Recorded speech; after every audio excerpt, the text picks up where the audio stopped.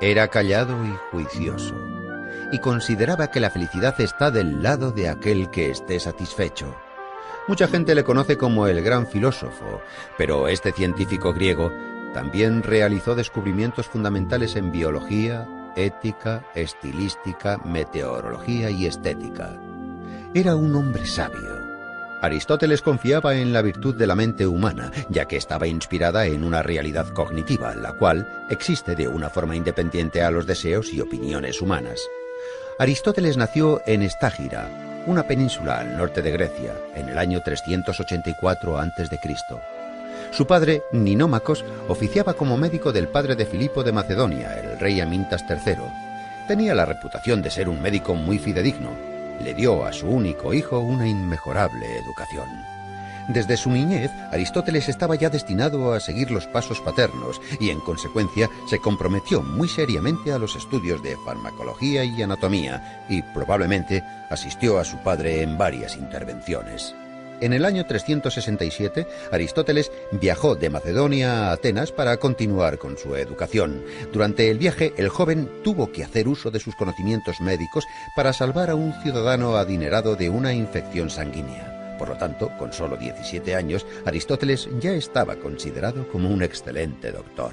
Una vez en Atenas, Aristóteles ingresó en la Academia Platónica. Tras 2 años de duro trabajo y esfuerzo, ya era capaz de impartir lecturas en retórica. El joven Aristóteles se ganó la confianza del viejo Platón y el derecho de unirse al círculo de los filósofos más sabios, los platónicos.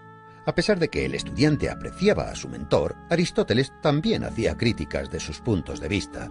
Un ejemplo son estas palabras escritas con su propia mano. Amicus Plato. Sed magis amica es veritas. Aprecio a Platón, pero aprecio más la verdad. Tras 20 años de impartir clases en la Academia de Platón, Aristóteles creó escritos sobre lógica, física, retórica y escribió tratados sobre la vida y el alma. En el año 347, cuando muere Platón, Aristóteles se traslada a Tárnea, en Asia Menor, pues allí se encontraba otro pupilo de Platón, Hermias. Una vez allí, el filósofo le ofrece su amistad desinteresada y su ayuda como consejero político.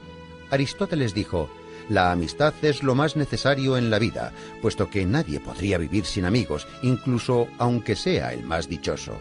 Aristóteles residió plácidamente durante 3 años en el reino de Hermias, pero cuando éste murió, regresó a Macedonia. Con 40 años, Aristóteles tuvo una calurosa bienvenida en Macedonia. Filipo de Macedonia disfrutaba las conversaciones intelectuales del filósofo y le propuso hacerse responsable de la tutoría de su hijo, el futuro Alejandro Magno. Durante los próximos 8 años, Aristóteles fue el profesor del que sería el futuro conquistador Alejandro Magno. Ciertos históricos han llegado a observar que, sin las nociones éticas, físicas y lógicas que Aristóteles le inculcó, Alejandro no hubiera desarrollado esa habilidad de estratega militar.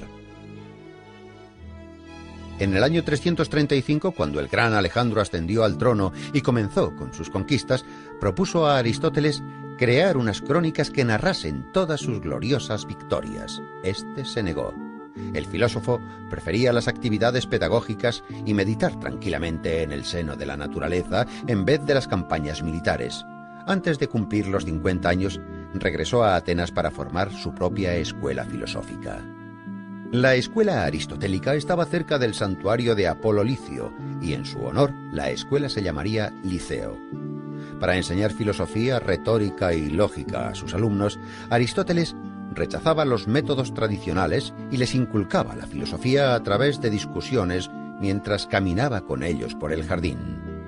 A la escuela también se le denominaba con el nombre de perípatos, una especie de galería cubierta donde se discutía y se paseaba. Aparte de la filosofía, en la escuela también se creaban físicos, históricos, astrónomos y geógrafos. Aristóteles les decía a sus pupilos: para tener éxito hay que seguir a los que se tiene delante y no esperar a los que se tiene detrás. Junto con algunos de sus alumnos, Aristóteles realizó varios descubrimientos en diferentes ciencias que crearon la base para investigaciones más avanzadas en siglos posteriores.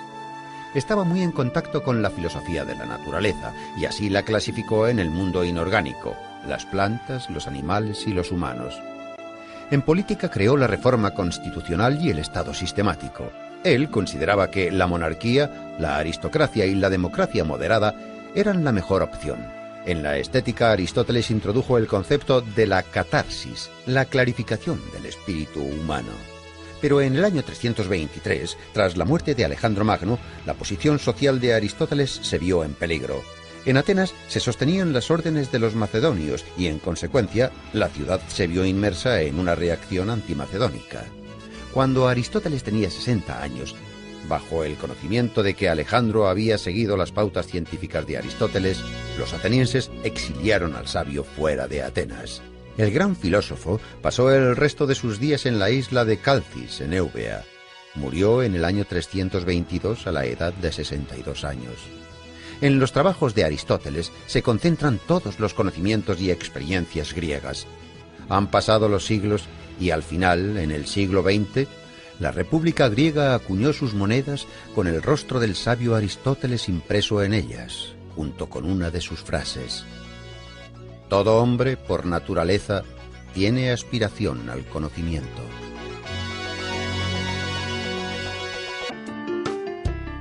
Nietzsche escribió: resulta significativo que sea Sócrates el primer gran heleno que fue feo, de igual manera que en él todo es simbólico. Es el padre de la lógica, la cual representa el carácter de la ciencia pura. Antes de que los jueces le condenaran a muerte, el gran filósofo Sócrates afirmó: no debo rechazar mi filosofía mientras me quede aliento. Sócrates. El antiguo filósofo griego nació en Atenas en el año 469 a.C., en la familia del cantero Sofronisto y la comadrona Fainarate. Puesto que Sócrates era analfabeto, toda la información que se conserva de él es gracias a los trabajos de sus discípulos Platón y Jenofonte. No existe mucha información sobre los primeros años de su vida, pero se sabe que con 17 años ya llamaba la atención por la gran agudeza de sus razonamientos y su facilidad de palabra. Era de pequeña estatura, vientre prominente, ojos saltones y nariz respingona. Aspirando a concienciar a los ciudadanos sobre la perfección moral, Sócrates realizaba numerosas tertulias, en las plazas y en las calles. A la sombra de un olivo pasaba horas discutiendo sobre la justicia y la virtud. La negligencia de los quehaceres diarios llevaron a Sócrates a una extremada pobreza. Recorría las calles de Atenas descalzo y vestido con la misma túnica. Antifón, el sofista, decía que ningún esclavo querría ser tratado como él se trataba a sí mismo. Sócrates se sumergía tan profundamente en sus propios pensamientos que llegó a permanecer todo un día en el mismo sitio. Aunque con el comienzo de la guerra del Peloponeso, cuando el peligro amenazó a su ciudad natal, Sócrates luchó valientemente por la protección de Atenas. Cuando el oráculo de Delfos anunció que Sócrates era el griego más sabio, el mismo filósofo se sorprendió mucho. Interpretó el oráculo como un enigma y se aventuró a encontrar hombres más sabios que él. Acudió a los sofistas, quienes ejercían la profesión de enseñar la sabiduría. Fingiendo ser un ignorante, Sócrates preguntaba humildemente a los sabios de Atenas sus conocimientos sobre el bien, la belleza y la virtud. Después, con una agilidad irónica espléndida, les hacía notar sus propios errores. Su mérito más grande fue crear un método inductivo que le permitía llevar a sus alumnos a la solución de los problemas que se le planteaban, por medio de hábiles preguntas, cuya lógica iluminaba el entendimiento. Inspirado por cómo su madre ayudaba a traer niños al mundo, él creó el método denominado como mayéutica. Sócrates llegó a la conclusión de que realmente era el griego más sabio, por el mero hecho de que él, a diferencia de los demás, era consciente de su ignorancia. Solo sé que no sé nada. Sócrates pensaba que los dioses le habían encomendado la misión de impedir que los ciudadanos cayeran en la hibernación espiritual, y actuaba como una avispa que incordia a un caballo. De hecho, ese fue el apodo por el que le conocían, la avispa ateniense. Sócrates intentaba comprender y formular principios morales que fuesen uniformes para todo el mundo. Solo hay un bien, es el conocimiento. Solo hay un mal, es la ignorancia, decía Sócrates. Insistía en impartir una educación a los jóvenes en la que no solamente los padres, sino también los poetas y los filósofos deberían comprometerse. Los ciudadanos atenienses se quejaban de que parecía que perdían el control de sus hijos, porque el astuto filósofo les estaba arrebatando el afecto de sus niños. Aristófanes describe esta situación en su comedia Las nubes. Cuando un joven le preguntó a Sócrates si era necesario casarse, Sócrates le contestó: «Haz lo que desees, te arrepentirás de todas formas». El propio Sócrates, a la edad de 40 años, contrajo matrimonio con una joven de 19 años. Ella se llamaba Xantipa. Se la conocía por su escandaloso temperamento. No obstante, Sócrates, con pleno dominio de sí mismo, aguantaba a su insensata esposa con su calmada filosofía. Tras la larga guerra del Peloponeso, Atenas cayó en las manos de Criteas, un tirano espartano y un antiguo discípulo de Sócrates. A pesar de que Sócrates nunca había colaborado con tiranos de ninguna clase, el filósofo fue acusado por no reconocer a los dioses atenienses y por corromper a la juventud. Con 70 años, cuando se presentó ante el tribunal, el viejo filósofo probó a través de construcciones lógicas que no debería ser sometido a juicio, sino ser honrado como el benefactor de la sociedad e instructor espiritual. Los jueces se enfurecieron y fue declarado culpable de todos los cargos y condenado a muerte. Aguardando a la ejecución, Sócrates pasó su último mes de vida en la cárcel hablando de filosofía con sus compañeros, tratando temas como la inmortalidad del alma. Antes de la ejecución, su amigo Crito le había facilitado una salida para escapar de Atenas. Pero Sócrates la rechazó porque creía que había que cumplir las leyes aunque fueran injustas. Cuando llegó el día, Sócrates bebió la cicuta sereno y callado. Sus últimas palabras fueron: «Crito, le debo una gallina a Asclepios». En aquellos tiempos, cuando un paciente se recuperaba, se sacrificaba una gallina a Asclepios, el dios de la medicina. Esas palabras reflejan que la muerte del cuerpo simboliza la recuperación del alma.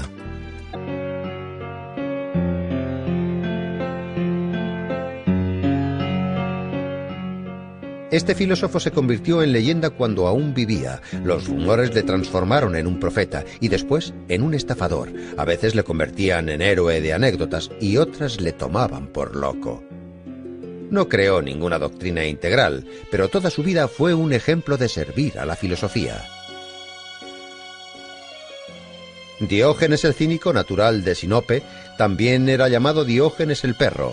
Este filósofo vivió en el siglo IV a.C. Se sabe que su padre era acuñador de moneda y toda su familia provenía de Sinope, territorio de la Turquía actual. Cuando Diógenes aún era joven, fue acusado de adulterar las monedas y enviado al exilio fuera de su ciudad. Diógenes no negó su parte de culpa. Pero ¿cuáles eran las razones por las que un joven de familia adinerada actuaba así? Según la leyenda, la razón por la que falsificaba monedas no era para obtener beneficios, sino por seguir las instrucciones del oráculo de Delfos. El joven Diógenes acudió al oráculo y le realizó la descarada pregunta de «¿Qué debo hacer para hacerme famoso?». El oráculo respondió «Cambiar el valor de la moneda». Diógenes tomó la profecía al pie de la letra. El oráculo se convirtió en la consigna cínica y en metáfora de buena parte del comportamiento del filósofo.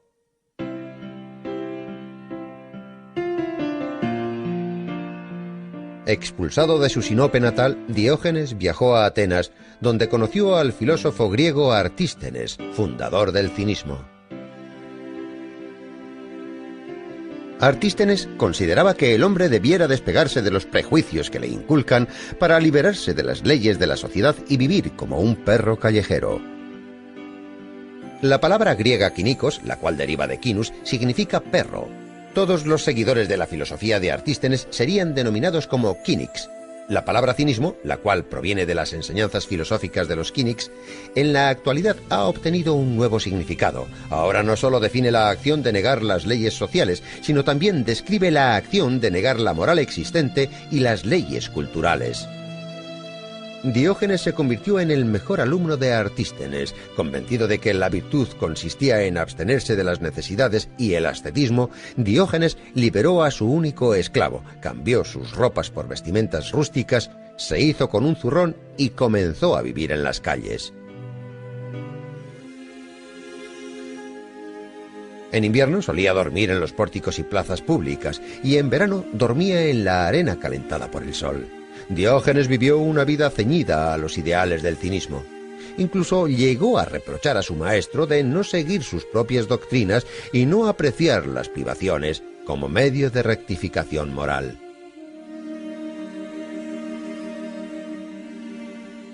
Diógenes dejó de viajar por Grecia. Cuando le preguntaban de dónde venía, él siempre contestaba: «Yo soy cosmopolita, soy un ciudadano del mundo». En una ocasión, el solitario e indefenso predicador cayó en manos de piratas. Le vendieron como esclavo a un rico de Corinto llamado Geníades. Su nuevo amo no tardó en apreciar el conocimiento especial del filósofo y le dispuso como tutor de sus hijos.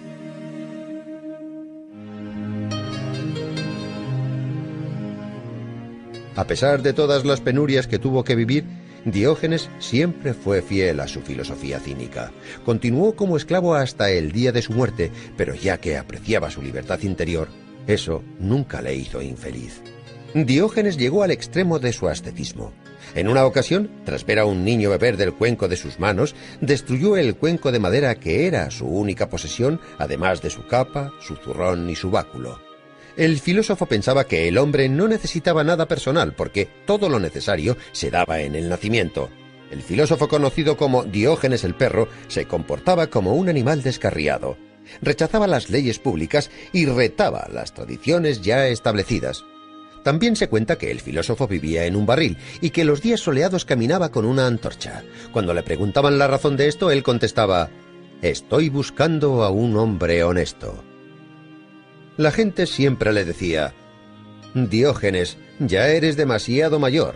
Es el momento de que te calmes». Pero el filósofo contestaba: «Ya casi he terminado. Ahora es el momento de correr, no de pararse».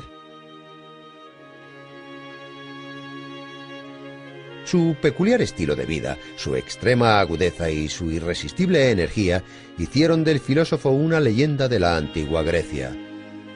De las muchas anécdotas de Diógenes, hay una que cuenta que Alejandro Magno en persona acudió a ver al filósofo. Alejandro Magno encontró al filósofo descansando en un ciprés cerca de Corinto. El omnipotente Alejandro se dirigió a Diógenes diciendo: «Puedes pedirme todo lo que desees». Entonces, la lengua afilada de Diógenes respondió: «Deseo que te apartes, me estás tapando el sol». Las crónicas históricas afirman que el filósofo vivió hasta una avanzada edad. La profecía del oráculo de Delfos se cumplió. La vida del filósofo desafió las bases de la sociedad y cuestionar las morales públicas le convirtió en toda una leyenda.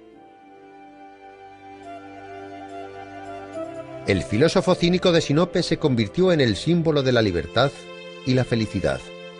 Incluso el omnipotente Alejandro Magno, estando al filo de la muerte, dijo: «Si no fuera Alejandro, hubiera querido ser Diógenes».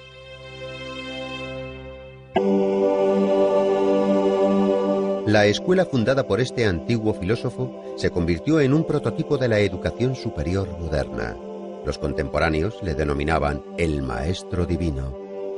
En sus obras se habla de una sociedad ideal y una inmortalidad del alma. El antiguo pensador griego Platón decía que el tiempo es una constancia similar a la eternidad. Nació en el año 427 a.C. en una familia aristocrática ateniense. Por descendencia paterna, Platón pertenecía a los zares de Ática. Por parte materna, el sabio descendía del conocido legislador ateniense Solón. Su nombre de nacimiento fue Aristócles. El joven Aristócles era de constitución fuerte y de hombros anchos. Por ello, le apodaron Platón, el de los hombros anchos. Su apodo se conocería a lo largo de la historia. Platón obtuvo una educación aristocrática en su juventud. Escribió versos y tragedias, estudió las obras de filósofos de épocas pasadas y además componía música y también dibujaba. Era un excelente gimnasta, dominaba la equitación, luchaba en combates individuales e incluso ganó numerosas competiciones por ello. Pero a pesar de su versátil educación, el joven era extremadamente tímido y prefería los empleos solitarios antes que dialogar con sus contemporáneos. A los 20 años, el joven Platón ya era considerado como uno de los ciudadanos más prometedores de Atenas. Poseía una brillante carrera política por delante, pero su destino le reservaba algo diferente. En el año 407 a.C., el joven aristócrata conoce a Sócrates, el filósofo que rondaba las calles atenienses. Vestía ropas viejas y harapientas, caminaba descalzo y siempre estaba rodeado de pupilos y de oyentes atónitos ante sus palabras. Sócrates ofrecía discursos interminables sobre la idea del bien y a nuestros ojos podría parecer un loco que desvariaba. Pero Sócrates revolucionó la mente del joven Platón. Influenciado por las teorías del viejo filósofo, el joven, al que le esperaba una brillante carrera política, perdió todo su interés respecto a los ideales públicos y políticos. Platón comprendió entonces que una sociedad basada en tales ideales estaba condenada a la destrucción y para rescatarla había que buscar una manera nueva de hacer las cosas. En el año 399, la trágica muerte de Sócrates obligó a Platón a dejar Atenas. Pasó 12 años de su vida viajando por Grecia y el sur de Italia. Participó en la guerra de Corinto. En Sicilia fue capturado y convertido en esclavo, pero uno de sus amigos le liberó. Entonces decidió volver a su Atenas natal, donde fundó la escuela filosófica a la que bautizó con el nombre de Academia. Esta se convirtió en la escuela más famosa de toda la antigüedad clásica y permaneció abierta durante cientos de años, hasta que, en el año 529 después de Cristo, el emperador romano Justiniano I cerró sus puertas para siempre. La filosofía de Platón cambió la antigua representación del mundo. Sus teorías sobre los comienzos individuales del mundo y sobre la inmortalidad del alma se convirtieron en un prototipo de la religión cristiana. Platón comparaba el alma humana con una cuadriga, donde caballos blancos y negros tiraban de ella, los comienzos nobles y malvados del hombre. El ecuestre, que maneja la cuadriga, es la razón. Cuando el ecuestre domina los caballos negros, el comienzo del alma, el alma puede crecer hasta asimilarse a la de los dioses. Uno de los temas centrales en la filosofía de Platón, el cual se expone detalladamente en su obra República, es la estructura ideal de la sociedad y el Estado. Platón confiaba en la realización y en la encarnación de sus ideas. Para esa misma causa, a los 61 años Platón emprendió un viaje a Sicilia. Dionisio I, el tirano de Siracusa, alababa la filosofía de Platón e invitó al filósofo a llevar a cabo las reformas deseadas. Platón esperaba poder transformar Siracusa en un estado ideal, pero al verse envuelto en varios juicios, el filósofo tuvo que dejar la ciudad. No obstante, la decepción de Platón no fue extrema. 5 años más tarde regresó a Sicilia e intentó realizar su tan ansiada transformación de nuevo. Tampoco tuvo éxito esta vez. Tras este fracaso, Platón no volvió a abandonar su Atenas natal. Dedicó su vida a la academia. El filósofo murió en el año 347 a.C., dejando tras de sí una amplia herencia de escritos. Obras de Platón fueron transformadas en diálogos. A pesar de los años, estas obras siguen despertando el interés de las mentes científicas. La leyenda griega más conocida, escrita por Platón, fue el mito de Atlantis, una isla fértil, poblada y con una civilización avanzada. Como consecuencia de un cataclismo desconocido, probablemente un terremoto, Atlantis se sumergió en las aguas. Este pequeño episodio, escrito en el diálogo de Platón Crito, ha suscitado numerosas hipótesis. Los científicos discuten sobre el lugar, la época y, en general, sobre la posible existencia de la mítica Atlantis. En el año 2004, el Dr. Kunz, de la Universidad Alemana de Wuppertal, llevó a cabo un análisis vía satélite que mostraba fotos de ciénagas saladas cerca de la ciudad española de Cádiz. En las fotos se apreciaban claros remanentes de construcciones antiguas que concordaban con los relatos platónicos. El alemán creyó que Atlantis no era una isla, sino tierras bajas que fueron destruidas a causa de una inundación entre los años 800 y 500 a.C. El antiguo pensador griego, quien dejó una extensa cadena de pupilos y actualizó la filosofía antigua, dijo una vez: «El hombre es una especie de juguete inventado por Dios. Dejadle jugar por tanto a los juegos que más le diviertan, a pesar de que eso contradiga a lo que se cree bueno en nuestros tiempos».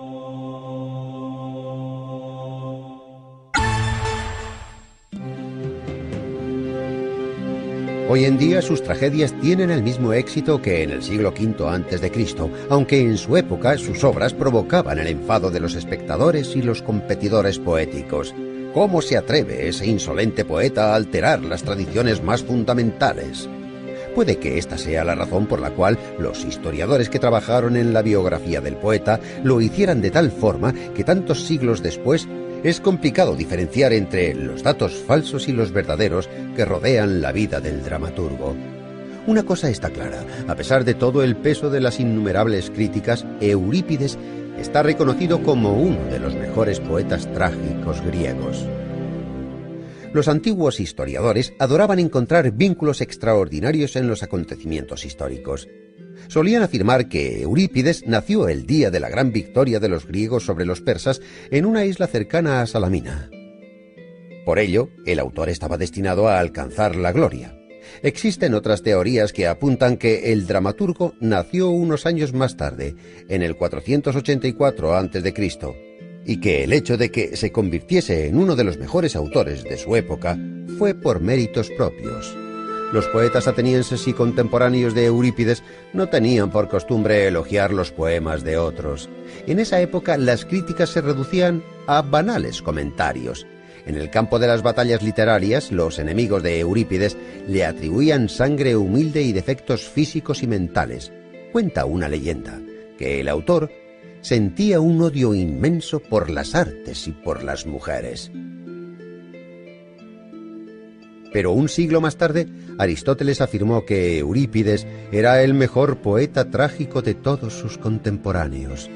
5 siglos más tarde, Eurípides fue nombrado el pensador que prefería la soledad de la orilla del mar antes que las concurridas calles de la ciudad. Los visitantes que acuden a Salamina aún pueden contemplar las cuevas donde Eurípides componía sus tragedias.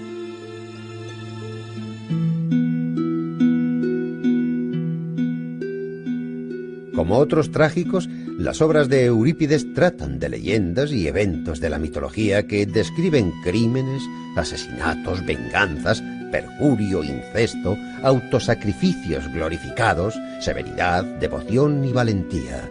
Eurípides usaba los mitos de forma inteligente. Fue el primer poeta griego en mostrar a la gente tal y como era en su vida real, con sus defectos y sus conflictos. Los héroes de las obras de Eurípides eran personas comunes con sus debilidades y sus grandezas. En la tragedia Ifigenia en Táuride, la hija de Únzar, habiendo superado el miedo a morir, algo natural en todo ser humano, sacrifica su vida deliberadamente por el bienestar de su pueblo. Otra heroína, Fedra, elige la muerte con el objetivo de limpiar su nombre, y en su última carta calumnia a su hijo adoptivo. En el año 455 a.C., Eurípides participó por primera vez en el concurso anual de dramaturgos. Durante más de medio siglo fue el competidor más duro del conocido Sófocles. Escribió alrededor de 100 tragedias, aunque solo consiguió hacerse con 4 victorias y la quinta se la otorgaron después de su muerte. Solo han llegado 18 escritos del autor hasta nuestros días. En tragedias como Medea, Hécuba y Andrómaca, el autor habla de problemas que eran objeto de especulación en Atenas en el siglo V a.C., temas como el papel de los dioses en el destino de un hombre, la racionalidad del mundo, Esparta como el enemigo de Atenas en la guerra del Peloponeso, etc. Al igual que Sófocles, su competidor más renombrado, Eurípides, utilizaba la mitología en sus escenarios.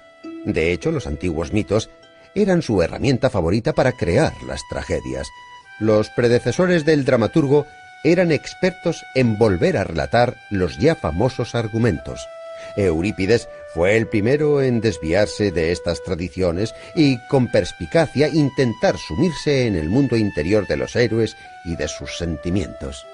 En la tragedia Alcestis, por ejemplo, Eurípides utiliza la famosa historia mitológica sobre dos hermanos que deciden vengarse de su madre.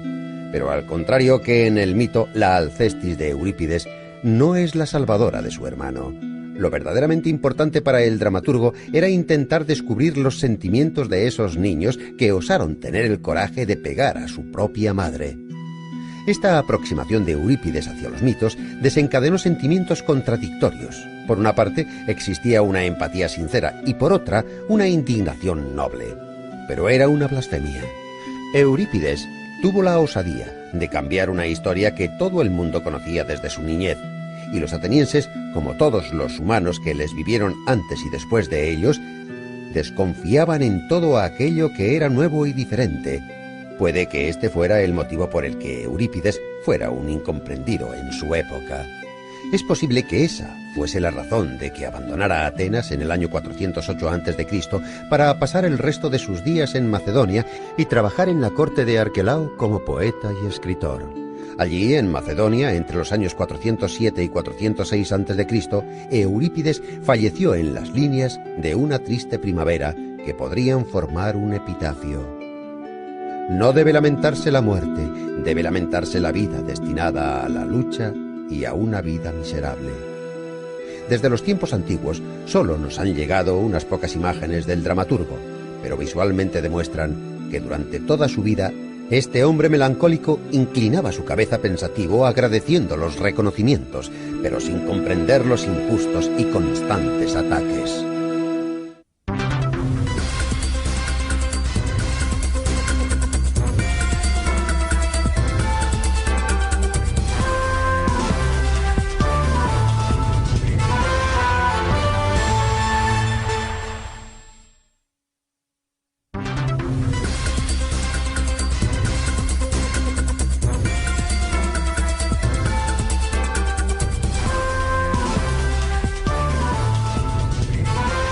Canal Enciclopedia. Antes de que se implicase en el estudio de las ciencias, la historia parecía un mito. Su propia vida parece una leyenda. Patriota griego y un entusiasta de los viajes, fue el fundador de la etnografía. Fue escritor y científico, fue el padre de la historia. Heródoto de Halicarnaso dejó constancia de un ecúmeno, desde la civilización europea hasta lo que nosotros entendemos como civilización más moderna.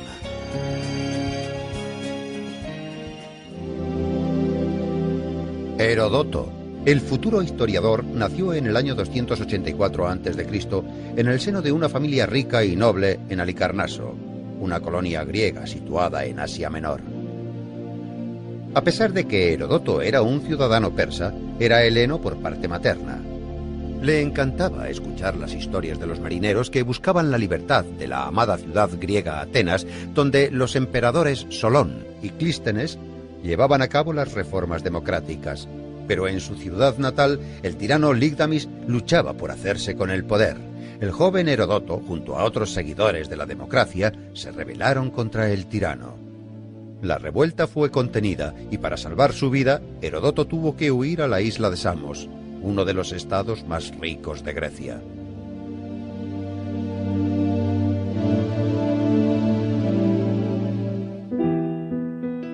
En el año 464 a.C., cuando Heródoto cumplió los 20 años, dejó la isla griega para viajar de país en país y dirigirse al este. Viajó por tierra y mar y visitó lugares como Fenicia, Siria, Macedonia, Delfos y Atenas. Heródoto de Halicarnaso resultó ser un viajero inquisitivo y emprendedor. Investigó cuidadosamente las inscripciones sagradas, los templos, las crónicas, la colección de oráculos y profecías, leyó numerosos trabajos literarios y estudió las costumbres locales. Más tarde, con diligencia, escribió todas sus observaciones personales en un libro que se convertiría en la famosa Historiae, el primer libro histórico de los tiempos antiguos. En el libro, Heródoto describía la distribución de la población de Babilonia y el método de construcción de sus edificios. El sociable ciudadano Heródoto también viajó a Egipto y allí aprendió de los sacerdotes locales que en la pirámide de Keops constaba por escrito la cantidad de rábanos, cebollas y ajos que habían comido los esclavos mientras construían la pirámide. Heródoto visitó la costa norte del Mar Negro, donde se relacionó con la tribu de los escita, que eran personas bélicas y crueles. Acorde con los relatos de Heródoto, los escita se bebían la sangre de sus enemigos y para ello utilizaban sus cráneos. Además, ostentaban los cueros cabelludos como trofeos o botines de guerra. Las descripciones sobre la vida de los escita que Heródoto escribió fueron más tarde verificadas por investigaciones arqueológicas que encontraron restos sepulcrales de la tribu en el sur de Rusia y en Ucrania. Las anotaciones de los 10 años que Heródoto de Halicarnaso había recopilado durante sus viajes se convirtió en una grandiosa obra que nunca fue titulada. No obstante, muchos historiadores creen que la obra fue titulada Historiae, que significaba investigación y desarrollo en el griego antiguo. 330 años después, en el siglo II a.C., científicos de Alejandría dividieron la composición de Heródoto en 9 tomos y los dedicaron a las 9 musas. El primer libro, por ejemplo, fue titulado Clío. La guerra de los griegos contra el imperio persa era el principal argumento de esta gran obra. Heródoto fue contemporáneo de estos sucesos. El historiador admiraba el coraje de los griegos y quería narrar para futuras generaciones las batallas que los griegos y persas soportaron durante 50 años.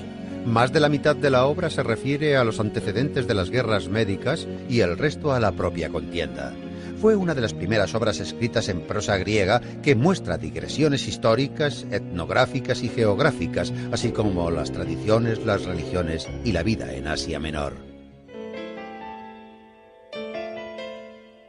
En el año 443 a.C., cuando la guerra entre griegos y persas llegó a su fin, Heródoto viajó al sur de Italia con el fin de encontrar una colonia llamada Turios. Finalmente, a la edad de 40 años, a Heródoto se le llamaba Turio, por haber ayudado a fundar esta colonia. Los investigadores opinan que este lugar fue su último cobijo. Pero no se puede excluir la posibilidad de que al final de su vida Heródoto dejase Turio para volver a Atenas. No se conoce demasiado sobre los últimos años del historiador.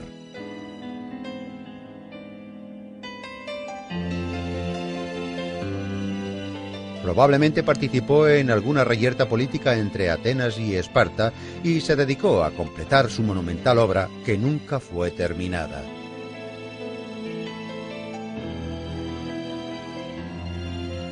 Los relatos de Historiae se detienen en el año 478, en la descripción de una cercana aldea llamada Sesta. Heródoto vivió alrededor de 60 años y murió cerca del año 425 a.C. 4 siglos más tarde, el orador romano Cicerón hablaba de Heródoto como el padre de la historia. Para los historiadores actuales, el espléndido escrito de Heródoto es una fuente de oro para obtener información sobre la historia de los países antiguos.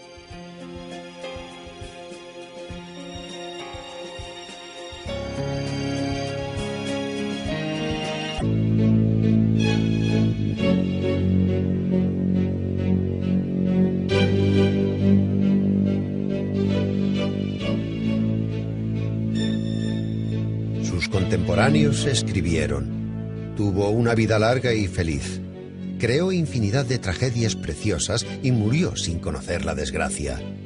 Escribió más de 100 obras, pero solo se conservan 7 de ellas, aunque éstas demuestran que Sófocles fue uno de los mejores poetas trágicos de la antigüedad. Sé osado. Lo que los sueños te traen con la luna, los rayos del sol se lo llevarán. Hijo mío, no hay mejor regalo que la vida. Como ocurre con otros poetas antiguos, no se conoce demasiado sobre Sófocles. Nació en Colono, un pueblo cerca de Atenas. El autor haría conocido su lugar de nacimiento por medio de su tragedia Edipo en Colono. Era hijo de un rico armero llamado Sófilo.